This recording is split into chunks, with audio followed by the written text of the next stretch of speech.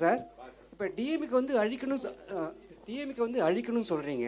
வேற எந்த ஆட்சி வரணும்னு எதிர்பார்க்குறீங்க? இப்போ டிஎம்கே அழிக்கணும்னு சொல்றீங்க, வேற எந்த கட்சி ஆட்சி ஆளணும்னு நீங்க எதிர்பார்க்குறீங்க?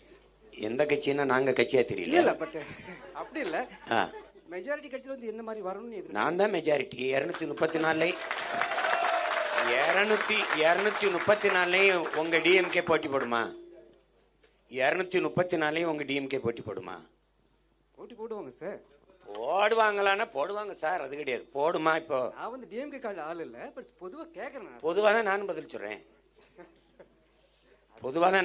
சொல்றேன். ஐயா, அந்த கட்சியை பல கட்சிகளை சேர்ந்து ஒழிக்க முடியாது. ஒரு சித்தாந்தத்தை வச்சிருக்கிற ஒரு கட்சியை, ஆட்சி அதிகாரத்தில் இருக்கிற ஒரு கட்சியை, அதற்கு எதிரான மாற்று சித்தாந்தத்தை வைத்து, அந்த சித்தாந்தத்தை வைத்துத்தான் அதை வீழ்த்த முடியும். அப்படி பார்க்கும்போது இங்கே 2 பெரும் தத்துவங்கள், இந்தியம் திராவிடம், இப்படி பேசிதான் இருக்குது. இதற்கு மாற்றாக ஒரு தத்துவம் என்று வந்தால் அது ஒரு தேசிய இனத்தின் உரிமைக்காக நிற்கிற தமிழர், நிலம், வளம், மக்கள் நலம், இந்த அடிப்படையில் கட்டமைக்கப்படுகிற கோட்பாடு தான் மாற்றா இருக்க முடியும்.